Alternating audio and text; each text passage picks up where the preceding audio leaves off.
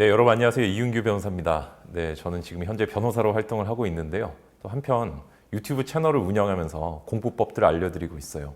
변호사로서 1대1로 여러분들께 이제 법률 서비스를 제공해 드리는 것도 굉장히 큰 보람이 되지만 제가 수험 과정에서 대한민국에서 이제 현재는 없지만 가장 어려웠던 사법고시를 9개월 정도 준비로 합격했던 노하우를 제 나름대로 이제 일본이라든지 미국, 외국의 공부법들 그리고 우리나라의 어떤 과거의 공부법들을 모두 좀 종합해서 분석하면서 좋은 결과를 빠르게 얻을 수 있었거든요. 그 노하우들을 오늘 여러분들께 좀 공개를 해드리려고 합니다. 일단 첫 번째로 제가 좀 말씀드리고 싶은 거는 부모님께서 먼저 공부 전문가가 되셔야 한다는 거예요. 왜냐하면 예외도 있긴 하지만 어떤 훌륭한 감독이나 코치들이 대부분 선수 출신인 거 혹시 알고 계시나요? 최근에 우리 손흥민 선수 EPL 득점왕을 했는데 아버님께서도 굉장히 아들에 대한 지도 철학이 있으신 이유가 본인 스스로도 선수 생활을 해보시니까 어떤 부분에 뭐가 부족하다는 걸 정확히 알고 계시잖아요. 근데 예를 들어서 손흥민 선수를 다른 종목의 선수, 뭐 어떤 농구, 훌륭한 농구 선수, 뭐 허재 감독님이라든지 이런 분들이 만약에 지도를 했다고 한다면 물론 선수로서의 어떤 개인적인 역량도 굉장히 올라갔겠지만 현재 결과를 좀 얻기 힘들지 않았을까요? 근데 우리 부모님들은 조금 어떠신가요? 제가 굉장히 좀 죄송한 말씀이지만 사실 공부를 전문적으로 그리고 체계적으로 해보신 경험이나 기억이 조금 부족하진 않으신가요? 근데 부모님들께 제가 드리고 싶은 좀 세부적인 말씀 두 가지 정도인데 일단 첫째는 자녀와 자신의 꿈을 자녀의 꿈과 자신의 꿈을 동일시하지 말아주셨으면 좋겠습니다. 일단 자녀가 어떤 것을 원하는지 그리고 내가 무엇을 원하고 그것이 서로 어떻게 충족되는지 서로 조금 알았으면 좋겠어요. 사실 자녀 교육이 실패하는 가장 큰 원인 중에 하나가 자식에게 내 꿈을 투영해서 그거를 그냥 밀어붙일 때 내가 이걸 못했으니 너가 좀 해주면 좋겠어라고 하는 경우가 좀 안 좋은 결과로 많이 나타나는 것 같아요.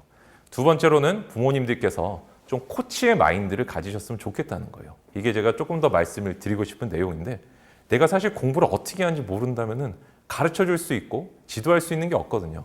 우리 옛날에 이런 말이 있습니다. 말 보고 물을 마시게 하려면은 일단 물가로 끌고 오는 것까지는 필요하다. 근데 지금까지는 계속 어떤 야 공부 안 하냐? 뭐 이거 숙제했어?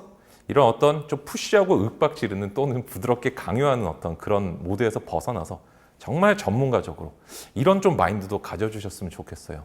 우리 자식이 진짜 국가대표 축구 선수는 아니지만 국가대표 어떤 우리 집에선 적어도 공부법 대표다. 공부 대표다. 이런 마인드로 내가 얘를 진짜 우리 집의 국가대표로 한번 조련을 해보겠다. 이런 마인드가 있으셔야 부모와 자식 간의 어떤 합이 잘 맞을 수가 있어요. 공부는 선수인 학생이 하지만 부모는 조련할 수 있는 스킬이 있어야 된다. 그 기술들 지금부터 말씀을 드리겠습니다. 일단 공부법에는 기본적으로 개념들이 좀 존재를 하는데요. 공부의 3요소에 대해서 설명을 조금 드려볼게요. 일단 재능과 노력, 방법 요 세 가지가 중요한데 재능이 압도적으로 중요합니다. 머리가 정말 중요한데 우사인 볼트 아시죠? 그러니까 아프리카 선수랑 우리나라 선수랑 100m 달리기를 하면 우리나라 선수가 그 선수를 이길 가능성이 사실 굉장히 희박하겠죠. 그죠? 타고난 신체적인 구조라든지 이런 게 다르기 때문에 머리가 좋은 공부 잘하는 건 사실이에요. 근데 제가 이제 굉장히 대한민국의 천재들 많이 만나봤거든요. 근데 정말 그 순수하게 머리가 좋은 사람이 압도적으로 좋아서 공부를 별로 할 필요가 없는 노력이나 방법에 대한 고민을 하지 않아도 되는 분들이 그렇게 많지가 않아요. 저는 이제 사법고시도 준비를 했고 그다음에 뭐 사법연수원이라 그래가지고 이제 고시 합격한 사람들끼리 2년 동안 연수 받는 기관에도 있고 그 후에도 법무부에서 근무도 하고 변호사님들하고 모임도 갖고 뭐 판검사님들 뵙고 하지만 물론 그분들이 우리나라를 대표하는 뭐 머리 좋은 분들이라고 감히 말할 수는 없지만 그래도 제가 다른 분들보다 적어도 학부모님 분들보다 많이 본 것 같아요. 근데 정말 그냥 순수히 머리 좋은 사람은 잘 없더라니까요. 근데 우리가 만약에 여러분 서울대 혹시 몇 등 정도 해야 갈 수 있는지 아세요? 1000등, 전국에 1000등 안에 들면 갈 수 있어요. 근데 만약에 내가 달리기를 우리나라에서 1000등 한다고 하면은 글쎄요 아마 조금 먹고 살기가 힘들지 않을까요, 선수로서? 이런 부분들을 조금 보시면 좋겠어요. 머리는 중요한 게 맞습니다. 그런데 그 머리가 우리 공부에 미치는 영향이 별로 없다는 거예요. 왜? 내가 머리를 바꾸려면 다시 태어나는 방법밖에 없어요. 이거 노력한다고 바꿀 수 있는 게 아니잖아요. 그죠? 그렇기 때문에 첫째 고려해서도 안 되고 두 번째로는 그 머리 좋은 사람은 항상 1, 2등을 하게 돼 있어요. 반에서 1, 2등 운 없이 우리 반에 들어왔다 그건 어쩔 수 없는데 어차피 그 사람은 뭐 전국 1, 2등 하게 돼 있단 말이에요. 그 사람과 경쟁할 필요가 없어요. 우리는 노력과 방법으로 충분히 그 사람과 똑같은 결과, 똑같은 소득을 만들어낼 수가 있는 겁니다. 진짜 머리가 좋아서 서울대 갈 수도 있는 거고 노력과 방법의 천재가 돼서 서울대 갈 수도 있는 거예요. 저는 그런 분들 굉장히 많이 봤고 오늘은 재능에 대해서 다시 태어나는 법이 아니라 윤회하는 법이 아니라 방법에 대해서 말씀을 드리고 싶은 거예요. 그리고 노력 같은 것도 좋은 방법이 있을 때 노력이 가능한 겁니다. 예를 들어 집중 같은 것들도 제가 조금만 말씀을 드리면 집중이라는 건 뭔가 노력의 문제인 것 같지만 전혀 아니에요. 방법의 문제예요. 하나만 좀 말씀드려볼까요? 내가 현재 집중이 뭔가 잘 안 된다는 거는 뭘 할지 모르겠다는 뜻이에요. 뭔가 해야 될 게 또렷하고 분명하다면 그 한 점으로 정확히 집중을 할 수가 있게 됩니다. 그래서 이것도 좀 기억을 해두시면 좋겠고요. 그다음 공부를 할 때는 기본적으로 계획과 실행, 점검 3단계로 나눠서 생각하시는 습관이 있으시면 좋겠어요. 무턱대고 야 자리에 앉아 공부해 뭐 인강 들어 학원 가 또는 자식도 이제 그렇게 생각하는 경우가 많지만 그렇게 하는 게 아니라 내가 집중을 일단 잘 하려면은 계획이 완벽해야 돼요. 이 완벽한 계획이라는 게 정말 하나하나 모든 거 안 틀리고 이게 제대로 수행되는 계획이다 이런 뜻이 아니라 처음에 모든 게 예정돼 있어야 된다는 거예요. 뭐든지 간에 그게 러프하든 세밀하든 예정돼 있지 않은 행동을 하는 순간 내가 집중력이 깨지기 시작합니다. 그래서 오늘 뭐 몇 시부터 몇 시까지 수학 공부할 거야, 몇 시부터 몇 시까지 영어 공부할 거야 이런 계획까지는 누구나 다 세우죠. 초등학교 때 우리 방학 때 생활계획표 세우면서 마스터 하지 않나요? 그 이후에 사실 중고등학교 올라가면서 해야 되는 것들은 뭐냐면은 책상에 앉았을 때의 계획을 잘 세우는 게 중요해요. 앉아서 내가 몇 분부터 몇 분까지는 개념을 보고 몇 분부터 몇 분까지는 대략적으로 문제를 풀까 이런 계획이 있어야만 그 시간에 집중을 할 수 있습니다. 수학 공부하는 경우 한번 예를 들어볼까요? 또는 영어 공부 앉아서 독해를 하는데 모르는 단어가 나왔어요. 그러면은 갑자기 단어장을 펼쳐요. 아 이거 모르겠는데 이거 외워야 되나? 그러면서 왔다 갔다 해요. 독해하다가 단어 했다가 그게 아니라 처음부터 독해를 하면서 모르는 단어만 체크하는 거를 뭐 15분 또는 10분 그다음 모르는 단어 외우는 걸 20분 이런 식으로 나눠두면은 일단은 그걸 내가 알든 모르든 그 순간에 집중할 수 있게 되거든요. 그래서 머리에 두 가지 이상을 생각하면 사실상 사람은 멀티태스킹에 적합하지 않다. 이 얘기를 조금 드리고 싶어요. 그래서 조금 치밀하게 모든 걸 미리 계획 세워두는 게 필요하다. 책상 위 계획이 너무 중요하다는 말씀 드리고 싶습니다. 그 다음 내가 계획을 세웠다면 이제 실행 단계로 가야겠죠. 근데 실행 단계는 다시 두 가지로 나누어집니다. 우리나라에서 이제 좀 미국이라든지 이런 데는 굉장히 융합된 공부법이 발달을 해 있어요. 내가 어떤 교수법이나 지도법만 가지고 공부법을 가르치는 게 아니라 뇌과학이라든지 심리학 이런 게 융합적인 학문이 미국의 특성 자체가 좀 그렇잖아요. 그죠? 근데 반면에 우리 일본 같은 경우는 이웃나라인 일본은 굉장히 디테일하고 세밀한 데 또 천착을 많이 합니다. 그 부분에 집중을 좀 많이 하기 때문에. 근데 제가 이제 두 나라의 공부법들을 모두 비교하고 분석을 해보니까 제가 고시 공부할 때 이걸 알게 됐었는데 아, 내가 그냥 공부하는 게 아니구나. 내가 컴퓨터라고 한번 부모님들 생각을 해봐 주시면 좋겠어요. 내가 또는 스마트폰이라고 생각해도 좋아요. 뭔가를 딱 실행했는데 실행이 안 될 때가 있죠, 어플이. 그때 왜 그럴까요? 애초에 안 깔았을 때 실행이 일단 안 되겠죠, 그죠? 뭔가 눌렀는데 허공에 누르면 당연히 실행이 안 될 거고 깔았는데 뭔가 오류가 있을 때도 실행이 안 돼요. 그래서 우리가 뭔가 문제를 푸는 과정도 마찬가지예요. 이 문제를 풀 수 있는 지식을 머리에 설치를 일단 해줘야 되고요. 이걸 인풋이라 그래요, 입력. 머리에 뭔가를 집어넣는 과정. 그 다음에 머리에 뭔가 든 거를 전제로 이 지식을 쓰는, 빼내는 이 과정을 아웃풋이라고 합니다. 그래서 실행 단계는 철저하게 인풋과 아웃풋으로 나눠져 있고요. 당연히 인풋이 있어야 아웃풋도 있다. 여기서 부모님들 조금 눈치 빠르신 분들은 힌트를 얻으셨을 거예요. 아, 우리 애가 왜 공부 못하는지 이제 조금 알 것 같다. 왠지 아시겠어요? 어떤 학생은 문제집만 푸는 학생도 있고요. 어떤 학생은 책만 보는 학생도 있어요. 그러니까 인풋만 하는 학생도 있고 아웃풋만 하는 학생도 있는데 사실 가장 이상적인 거는 두 개가 조화가 맞아야 되고 아웃풋을 조금 더 많이 해주는 게 좋아요. 비율은 1대2에서 1대3 정도. 인풋이 1, 그 다음에 아웃풋이 2에서 3 정도가 되어야 올바른 어떤 공부라고 할 수 있고 결과도 가장 효율적으로 잘 나오게 돼 있습니다. 자, 그래서 제가 이제 계획하고 실행하고 점검하는 단계에서 특히 실행 단계가 두 가지로 나눠진다 이렇게 말씀드렸죠. 입력과 출력 또는 인풋과 아웃풋으로 나눠진다. 세 번째 단계는 점검입니다. 내가 과연 이게 잘 했는지를 체크하는 게 필요한데 사실상 우리가 이제 학교 다니는 경우에는 선생님들께서 보통 생활적인 부분은 다 점검을 해주세요. 애가 학교를 나왔는지 공부는 잘 하고 있는지 뭐 가정의 어떤 또 여러 가지 통보들을 좀 보내주시고 학원에서도 마찬가지죠. 근데 더 중요한 건 뭐냐면은 스스로 하는 어떤 점검 같은 것들, 집에서 공부할 때라든지 인강 들을 때 점검 같은 것들도 굉장히 중요하다는 거예요. 내가 공부했을 때 뭔가를 문제를 틀리면요, 반드시 뭘 해줘야 되냐면 이걸 보통 안 해요.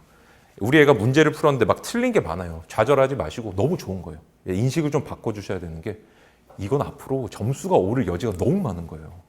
긍정적인 일단 습관을 좀 가져주시고, 두 번째는 틀린 부분을 해설지만 읽는 거는 부족합니다.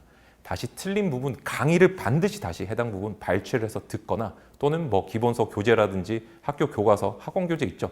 해당 부분을 눈이라도 한번 돌려서 봐줘야 돼요. 이게 없으면 머릿속에 지식이 수정이 되질 않아요. 제가 여기서 퀴즈 하나 내볼까요? 시험에는 두 가지 문제만 혹시 나오는 거 알고 계시나요? 제가 정말 오랫동안 공부를 해왔고 공부법을 분석해 보니까 두 문제만 나온다는 거 알게 됐어요. 아는 문제와 모르는 문제입니다. 우리가 공부를 해보면 아는 문제는 항상 무조건 맞춰요. 근데 모르는 문제는 맨날 틀리거든요.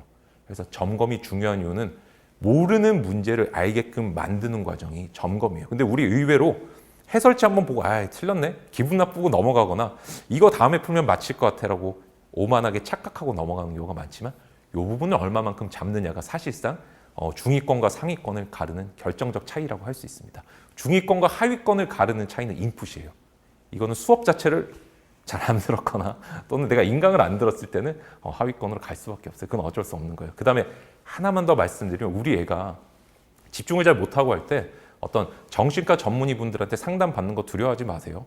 ADHD라고 해서 집중력이 좀 떨어지는 특성을 가진 학생분들이 계세요. 근데 제가 이제 친구가 이제 정신과 전문이라서 제가 상담을 한번 해봤어요. 이런 부분은 좀 노력적인 방법, 나의 공부법으로 커버가 되냐 그러니까 이거 위험한 소리다. 이거는 약을 먹고 진단을 받고 치료를 받아야 또 굉장한 개선이 있는 거기 때문에 이거를 모르시는 부모님들은 야, 너 왜 이렇게 공부 못하고 집중 못해라고 윽박지르는 경우 많거든요. 그거는 내가 전문의가 아니잖아요. 그죠? 꼭 한번 그런 데 대한 편견을 좀 버리시고 카운셀링 받는다는 느낌으로 공부 전문의한테 찾아간다는 느낌으로 꼭 한번 상담 받아보시는 걸 추천드려요. 굉장히 저도 이제 지도하는 분들 효과를 많이 보고 있습니다. 자, 그래서 제가 이제 계획과 실행, 점검 3단계로 나눠진다는 거 지금까지 말씀을 드렸는데 입력 단계 아까 혹시 기억나세요? 실행 단계에서 두 개로 나눠졌었죠. 입력과 출력 또는 인풋과 아웃풋. 근데 이 인풋에 대해서도 제가 부모님들 또는 들으시는 분들께 질문을 하나 드려보고 싶어요. 책은 꼼꼼하게 천천히 읽는 게 좋을까요? 아니면은 빠르게 여러 번 보는 게 좋을까요?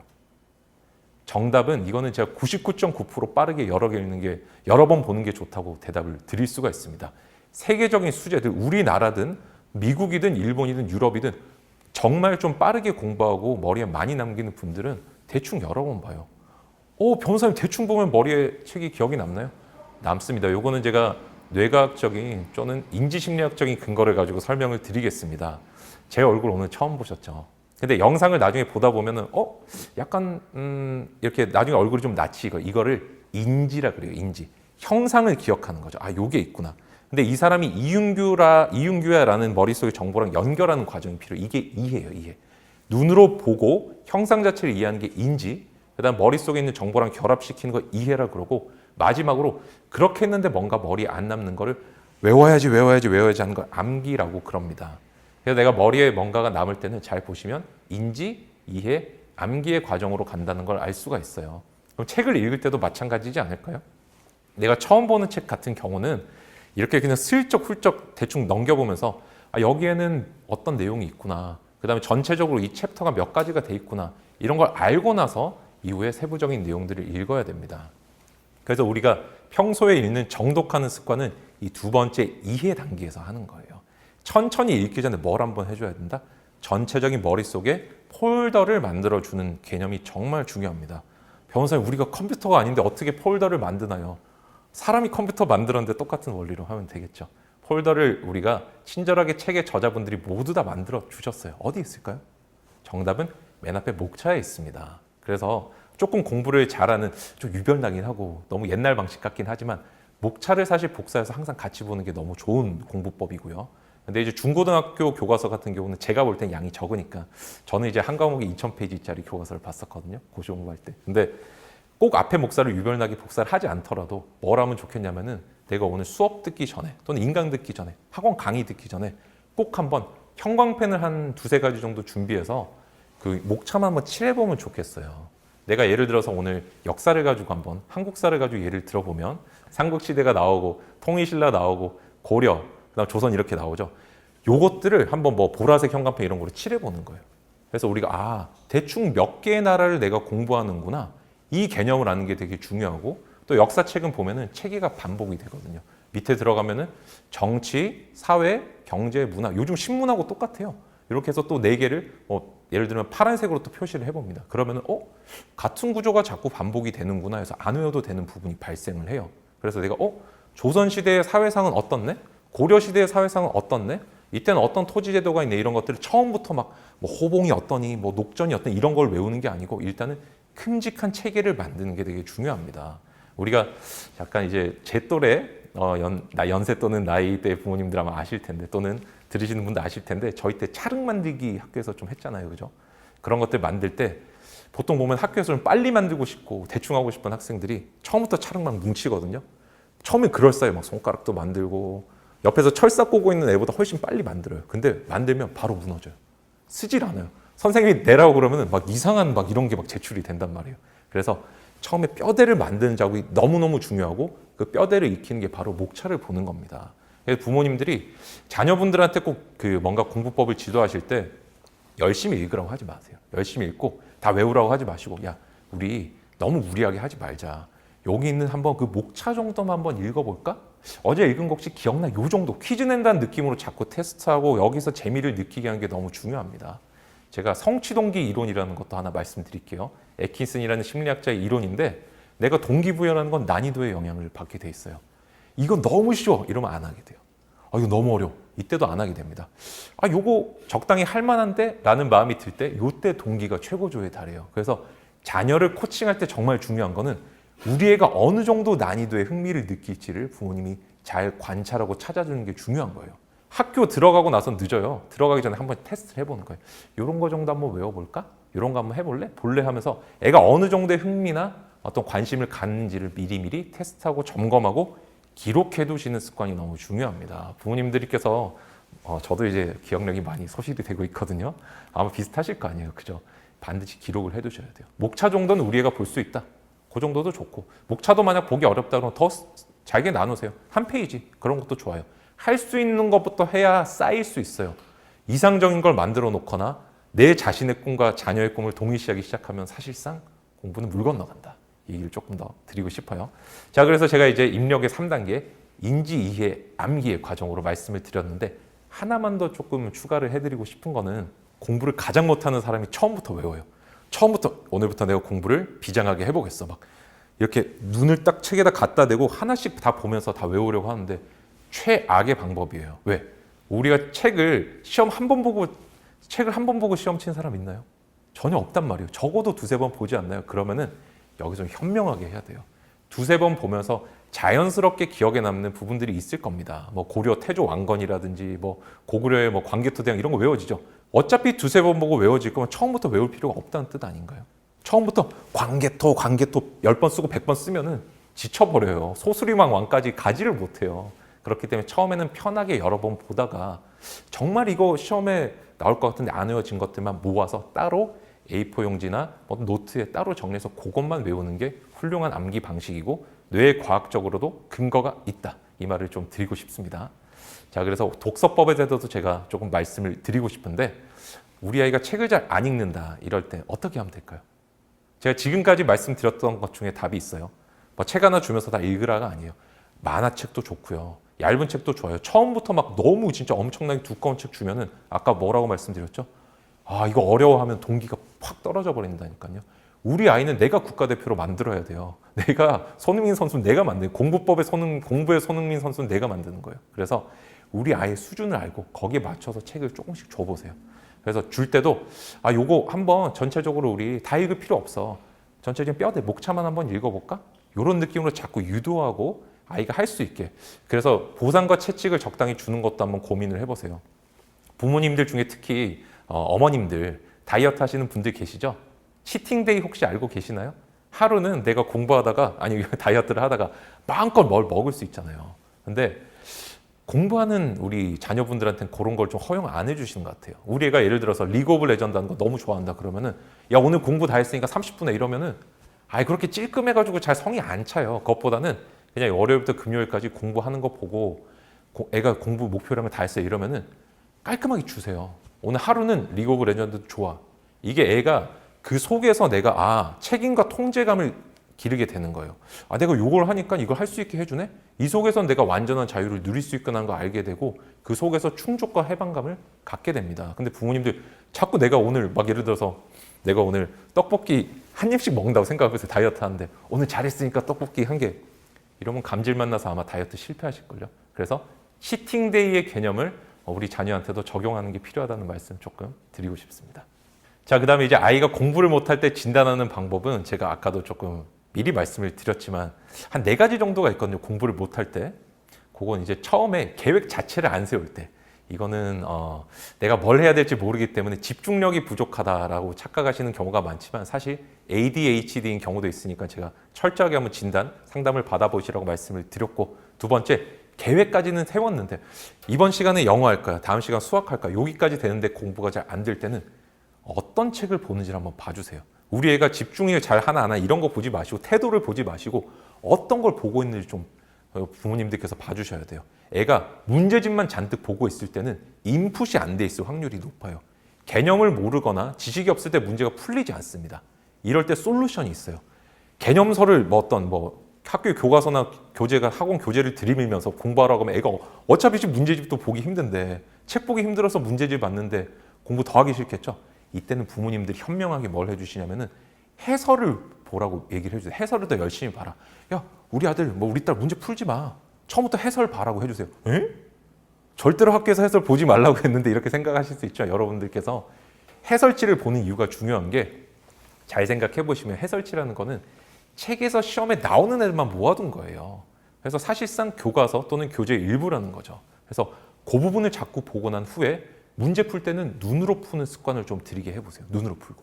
일단은 해설지를 쭉 보고 어느 정도 알겠어? 문제랑 물론 같이 봐야겠죠. 이 다음에 문제가 해설지대로 풀어진지 자꾸 한번 퀴즈를 한번 내보세요. 우리 애기 해설 다 봤어. 애기라고 잘 안 하죠. 어쨌든 우리 아들, 딸 이렇게 해설 다 봤어? 그러면 그거 혹시 문제 답이 뭘지 퀴즈식으로 한번 슬쩍슬쩍 해보는 거예요. 이런 식으로 할 때 공부가 굉장히 많이 늡니다. 새로운 부담을 주지 마시고 그 속에서 너가 더 잘할 수 있고 손쉬운 거를 지도해 주는 게 좋은 코치로서의 부모예요. 아시겠죠? 자, 그 다음 두 번째로는 우리 애가 문제를 안 풀어가지고 그러니까 잘 보니까 인강도 진짜 많이 듣고 교재도 많이 보고 막 스크랩도 하고 공부를 되게 열심히 하는 것 같은데 옆 집사람 애보다 공부를 잘 못해요. 이럴 때 되게 속상하죠. 이때는 문제집을 좀 풀어야 돼요. 이때는 책을 줘야 돼요. 이때는 책을 좀 뺏어야 돼요. 너무 많이 교재라든지 인풋을 너무 많이 시키지 마시고 문제집을 딱 주면서 조금 요걸 풀어보면 좋겠어요. 이때는 시간을 지정해 주는 게 너무 중요합니다. 우리 애가 예를 들어서 책 보는데 인강 듣는데 50분을 쓴다, 40분을 쓴다 그러면은 과감하게 15분, 20분을 줄이세요. 딱 반을 줄이고 나머지 20분의 시간에 문제 푸는 시간을 무조건 배정을 해주세요. 어느 인강도 열심히 듣고 책 많이 본다는 거는 공부에 대한 의욕은 상당히 있다는 증거예요. 그래서 내가 적절하게 좀 바꿔주는 훈련이 필요합니다. 손흥민 선수 예를 들면 드리블 훈련만 지금 한 2시간 하는 거예요. 슈팅 훈련도 하고 그 다음에 이렇게 다른 패싱 훈련도 해야 이게 나중에 골도 넣고 연기적인 플레이도 될 텐데 우리 애가 지금 드리블만 하고 있다고 생각을 해보세요. 아시겠죠? 다른 걸로 살짝 요 투지를 바꿔주는 그런 좋은 코칭도 필요하다는 말씀 드리고 싶습니다. 세 번째가 멘탈적인 부분이에요. 우리 애가 변호사님 말씀대로 인강도 잘 듣고 문제집도 열심히 풀었는데 학교만 가서 시험만 치면 잘 못해요. 심지어 우리 애가 모의고사 치면 되게 잘하는데 시험만 치면 잘 못합니다. 이거는 부모님들께 문제가 있어요. 무슨 문제가 있는지 아세요? 내가 시험 치는 어떤 분위기랑 집의 분위기가 너무 달라서 그래요. 또는 우리 애가 스카나 도서관 독서실 갈 때 거기 분위기랑 시험장의 분위기가 너무 다른데 여기 내가 좀 귀를 안 기울여서 그렇습니다. 저는 하나 말씀드리면 모의고사 칠 때는 어떻게 했는지 아세요? 일부러 썩은 우유 먹고 쳤어요. 저는 그 과민성 대장 증후군이 있어가지고 떨어가지고 너무 이게 긴장 불안감 때문에 시험을 못 쳐가지고 배가 아파서 사실 배가 아픈 거 참을 수 있거든요. 어느 정도 그냥 지나가요. 한 10분 15분 가면 지나가는데 배가 아플까 봐 시험을 못 치는 거예요. 야, 나 배 아프면 집중 못 하는데 집중 못하면 시험 못 치지 않을까? 이 불안함 때문에 시험을 망쳐버리는 거죠. 그래서 저는 이게 이렇게 극단적으로 썩은 우유 먹이고 있으면 안 되고 학대고 그게 아니고 시험장과 비슷한 상황을 자꾸 만들려고 노력을 해주세요. 그래서 정말 모의고사 칠 때도 가장 떠들고 이상하게 공부 좀 시험 이상하게 치는 애 일부러 옆에 안 치고 그런 방해 요소에 좀 익숙해져야 된다는 거예요. 막 공부하는 방이 너무 조용하고 너무 완벽해도 안 돼요. 시험장은 안 그렇잖아요. 막 지우개로 지우는 소리, 펜 쓱싹쓱싹 하는 소리, 막 으아 하는 소리 들리고 어떤 애 코도 풀고 막 이런단 말이에요. 그런 상황에 조금 너무 덜 예민하게 만들 필요도 있다. 이게 시험장과 그 다음에 평소에 공부하는 분위기를 자꾸 아이랑 얘기하면서 맞춰주는 게 필요합니다. 이 부분 이래야 멘탈이 잡혀요. 그 다음에 멘탈은 피지컬에서 나온다는 거 혹시 알고 계시나요? 되게 의외죠? 사실 멘탈이라는 건 뇌의 작용이에요. 내가 안 좋은 감정을 만들어낼 때 내가 부정적인 멘탈을 형성한다고 하거든요. 근데 뇌는 몸의 일부거든요. 뇌를 건강하게 하려면 좋은 멘탈을 가지려면 뭘 하면 될까요? 뇌가 건강하면 좋은 생각하고 좋은 멘탈이 나오게 돼 있습니다. 뇌는 몸의 일부니까 몸을 건강하게 만드는 게 너무 중요합니다. 영양의 균형, 스마이즈 식단이라는 게 있어요. 그래서 그거 하나 쭉 찾아봐 주시고 그 다음에 운동 같은 것들 최소 하루 10분 그 다음에 적정선 하루 30분입니다. 이거 수험생이 이걸 넘어갔을 때는 조금 불균형이 발생하는 것 같아요. 10분에서 30분 정도 운동, 그 다음에 자연 친화적인 우리는 너무 디지털 피로감에 노출돼 있거든요. 그래서 적어도 눕는 장소는 스마트폰을 못 들고 가게 하는 게 필요합니다. 거긴 딱 누워서 잠자게 하고 자연이라든지 이런 것들 좀 많이 보게 해주시고 원시인처럼 사는 게 굉장한 현대인에게 회복의 수단이 된다. 이게 굉장히 좋은 멘탈로 연결된다는 것도 제가 말씀을 드리면서 이 부분은 마무리를 좀 하겠습니다.